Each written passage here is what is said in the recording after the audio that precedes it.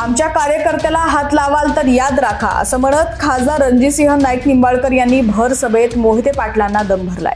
यावरून मतदान होऊनही माढा लोकसभेत धुसफूस सुरूच असल्याचं चित्र दिसतंय। काल मोहिते पाटलांसह उत्तम जानकरांनी फलटणमध्ये पाण्याच्या प्रश्नावरून मोर्चा आयोजित केला होता।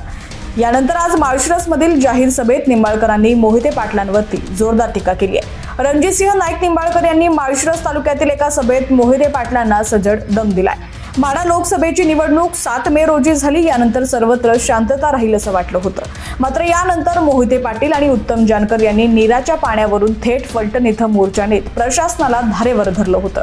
यानंतर काल रात्री माळशिरस तालुक्यातील दहिगाव इथं महायुतीच्या वतीनं स्नेह मेळावा आयोजित केला होता। या मेळाव्याला खासदार रणजितसिंह नाईक निंबाळकर, आमदार जयकुमार गोरे, धवलसिंह मोहिते पाटील यांच्यासह भाजपचे आप्पासाहेब देशमुख आणि माळशिरस तालुक्यातील निष्ठावान कार्यकर्त्यांची मोठ्या संख्येनं हजेरी होती। यावेळी खासदार रणजितसिंह नाईक निंबाळकर यांनी उत्तम जानकर आणि मोहिते पाटील यांच्यावर सडकून टीका केलेली आहे। मोहिते पाटील यांच्यावर टोलेबाजी करताना येथील आमदारांना कशी वागणूक दिली, इथं ऑफिस काढायचं नाही, बंगल्यात येऊन काम करायचं, मात्र याला राम सातपुते यांनी किंमत दिली नाही। तो दमदार कार्यकर्ता असल्यानं त्यांनी तालुक्यातील कायम वंचित राहिलेल्या 54 गावांना निधी देण्याचा प्रयत्न केल्याचं निंबाळकर यांनी सांगितलं।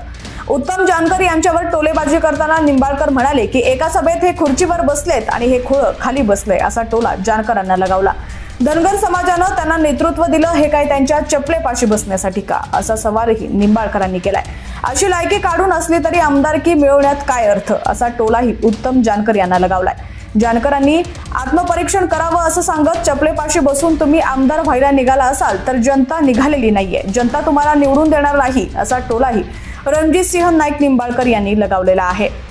माढा लोकसभा मतदारसंघात निवडणूक जाहीर झाल्यापासून चर्चेत होता। या मतदारसंघात मोहिते पाटील यांची दहशत आणि गुंडगिरी मोडून काढू असा इशारा थेट उपमुख्यमंत्री देवेंद्र फडणवीस यांनीही दिला होता। आता तीच भाषा रणजितसिंह नाईक निंबाळकर यांनी केली आहे। माळशिरस तालुक्यातील एकही कार्यकर्त्याला याचा त्रास झाल्यास याद राखा, असा सजड दम निंबाळकर यांनी मोहिते पाटील यांना दिलेला आहे। 4 जून रोजी मतदानाचा जो निकाल आहे, माढा लोकसभा मतदारसंघ आणि सोलापूर लोकसभा मतदारसंघाचा निकाल आपल्याला लाईव्ह अपडेट्स HPN मराठी न्यूजच्या माध्यमातून पाहायला मिळणार आहे।